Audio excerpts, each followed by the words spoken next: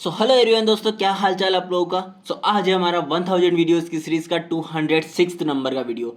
Friends, आज जो मैंने क्वेश्चन लिया है इनवर्स लाप्लास ट्रांसफॉर्म का, वो बोलता है कि 2s² minus 6s plus 5 divided by s³ minus 6s² plus 11s minus 6 का लाप्लास ट्रांसफॉर्म का लाप्लास इनवर्स निकालना है। ओके, ये हमारे पास में लाप्लास ट्रांसफॉर्म गिवन है, इसका लाप्लास इनवर्स निकालना है।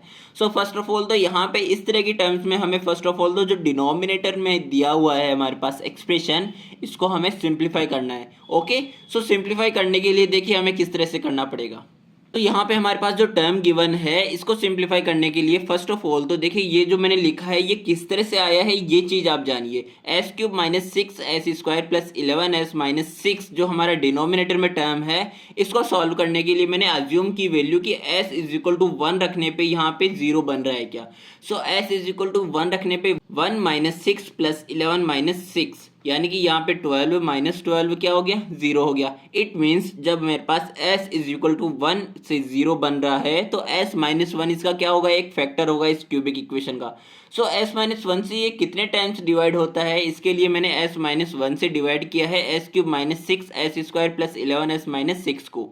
अब देखिए s³ में s का डिवाइड कितनी बार जाएगा, s² टाइम्स जाएगा। s³ माइनस s², अब यहाँ से जब मैं माइनस करूंगा तो ये टर्म मेरा कैंसिल आउट हो जाएगा एंड माइनस का 6s² प्लस s² क्या आ जाएगा, माइनस का 5s² एंड 11s माइनस का 6 ऊपर से नीचे लिख लिया हूँ। अब देखिए माइनस का 5s² में s का भाग कितनी बार जाएगा, माइनस का 5s टाइम्स जाएगा।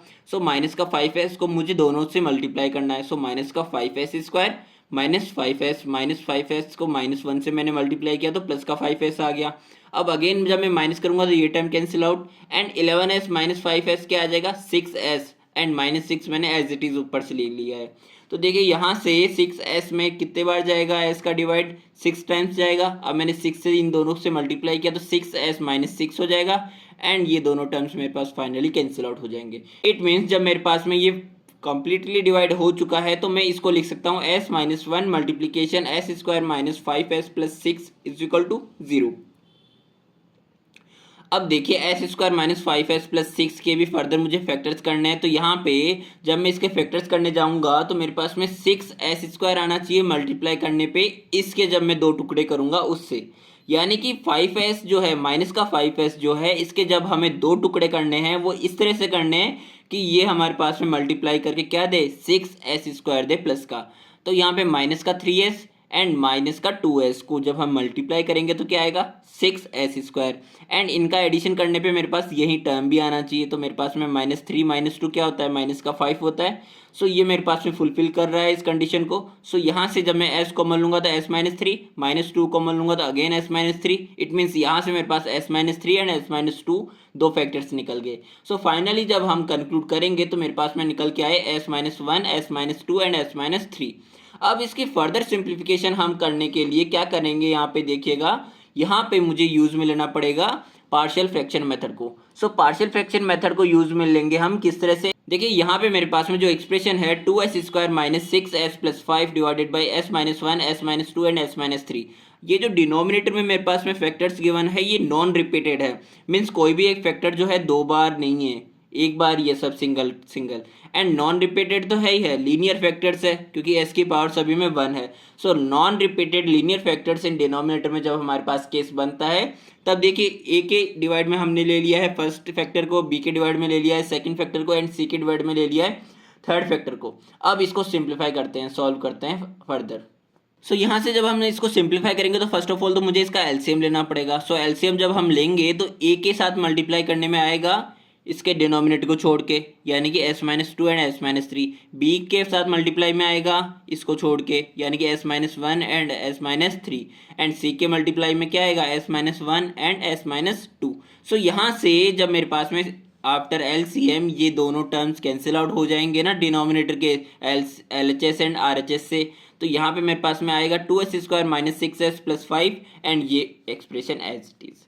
अब देखिए मुझे यहाँ से a b एंड c की वैल्यूज को इस तरह से निकालना है कि मेरे को s की वैल्यूज को अज्यूम करना है, पर अज्यूम भी इस तरह से करना है कि जब मैं s की कोई एक वैल्यू रखूं तो अदर जो दो कोफिशिएंट है इन दोनों कोफिशिएंट के लिए मेरे पास में 0 बन जाए, इन दोनों कोफिशिएंट की जो टर्म्स है ये मेरे पास में पूरी पूरी 0 बन जाए। इट मीन्स जब मैं s इज इक्वल टू 1 रखता हूँ तो यहाँ पे 1 माइनस 1 जीरो हो गया, यहाँ पे भी 1 माइनस 1 जीरो हो गया, बट ये वाला टर्म जीरो नहीं हुआ, यहाँ पे जीरो नहीं बना।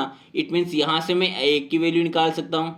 ए की वैल्यू निकालने के लिए देखिए यहाँ पे एस की वैल्यू 1 रखी हमने, तो 2 माइनस 6 प्लस 5, यानी कि 5 प्लस 2 7 माइनस 6 1, एंड ए के लिए यहाँ पे माइनस माइनस प्लस हो गया, सो ए की वैल्यू मेरे पास आ जाएगी 1/2। ओके, अब देखिए इसी तरह से मेरे को जब एस इज इक्वल टू 1 रखने पे निकला है वैल्यू, तो एस इज इक्वल टू 2 रखने पे भी आएगा। तो एस इज इक्वल टू 2 जब हम रखेंगे तो ये भी मेरे पास में जीरो हो गया, ये भी जीरो हो गया, तो मेरे पास बी की वैल्यू आ सकती है। एंड बी की वैल्यू जब हमने एस की वैल्यू 2 रखी तो मेरे पास आई है माइनस का 1। ओके, अब देखिए जब हम एस की वैल्यू अगेन 3 रखेंगे इसी तरह से, तो मेरे पास में जो सी है इसकी वैल्यू आ जाएगी 5/2। ओके, सो यहाँ पे ए बी एंड सी की वैल्यूज मिलने के बाद में मुझे जो नेक्स्ट स्टेप करना है वो करना है, यहाँ पे मैंने जो स्टार्टिंग में एज्यूम किया था ए अपॉन में S minus 1 plus B upon में S minus 2 plus C upon में S minus 3, A B and C की वैल्यूज को हमने जब यहाँ पे रखा, सो ये फाइनली मेरे पास में सिंप्लीफाइड होके आ गया है 1 divided by 2 S minus 1 minus 1 upon में एस माइनस 2 प्लस 5 अपॉन में 2 एस माइनस 3। सो ये है हमारा पार्शियल फ्रैक्शन मेथड।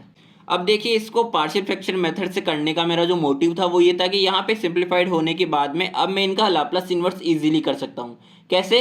क्योंकि देखिए यहाँ पे मेरे पास में लाप्लास इन्वर्स निकालना है 1 डिवाइडेड बाई 2 एस माइनस 1 का, तो 1/2 तो एज ए कॉन्स्टेंट बाहर रहेगा, इससे तो हमें मतलब ही नहीं है। And E to the power A T का हमारे पास लाप्लास ट्रांसफॉर्म क्या होता है 1 अपॉन में एस माइनस ए, यहाँ पे प्लस ए है तो यहाँ पे माइनस ए आया, तो यहाँ पे -1 है तो E to the power T का होगा मेरे पास में ये वाला Laplace inverse, so 1/2 E to the power T हो गया।